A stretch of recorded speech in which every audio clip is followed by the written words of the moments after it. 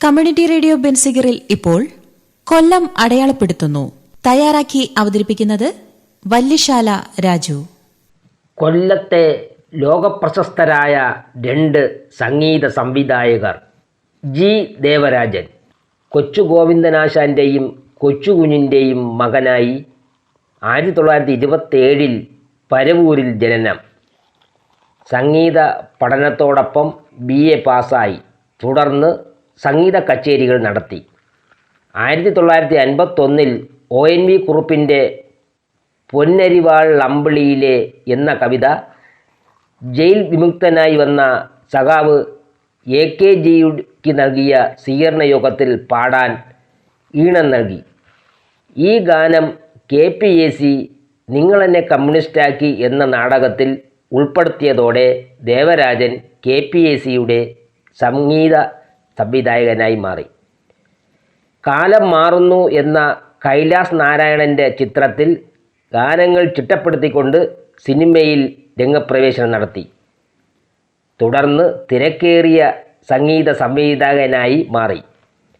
നാടോടിപ്പാട്ടുകളും ശാസ്ത്രീയ സംഗീതവും ഹിന്ദുസ്ഥാനി സംഗീതവും പാശ്ചാത്യ സംഗീതവും കോർത്തിണക്കിയതാണ് ദേവരാജൻ മാസ്റ്ററുടെ സംഗീതം.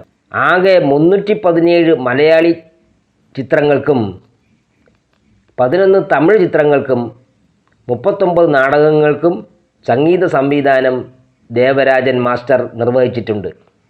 1969, 1970, 72, 85 വർഷങ്ങളിൽ സംസ്ഥാന അവാർഡുകൾ ദേവരാജൻ മാസ്റ്റർ കരസ്ഥമാക്കി.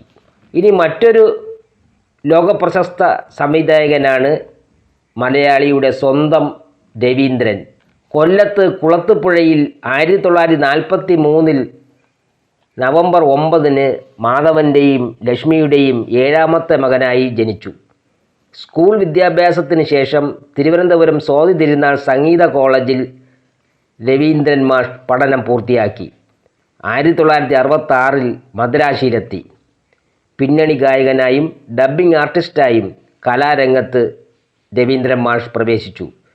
1979 ചൂള എന്ന ചിത്രത്തിന് വേണ്ടി സംഗീത സംവിധാനം നിർവഹിച്ചു. 1991 ഭരതം എന്ന ചിത്രത്തിലെ സംഗീത സംവിധാനത്തിന് അവാർഡ് നേടി. ആകെ 59 ചിത്രങ്ങളിൽ സംഗീത സംവിധാനം നിർവഹിച്ചു രവീന്ദ്രൻ മാഷ്. ശാസ്ത്രീയ സംഗീതത്തെ അടിസ്ഥാനപ്പെടുത്തിയുള്ളതാണ് ഏറെയും. നിരവധി ഗാനങ്ങൾ ഹിറ്റായിട്ടുണ്ട്. കമ്മ്യൂണിറ്റി റേഡിയോ ബെൻസിഗറിൽ ഇതുവരെ കേട്ടത് കൊല്ലം അടയാളപ്പെടുത്തുന്നു. തയ്യാറാക്കി അവതരിപ്പിച്ചത് വല്യശാല രാജു.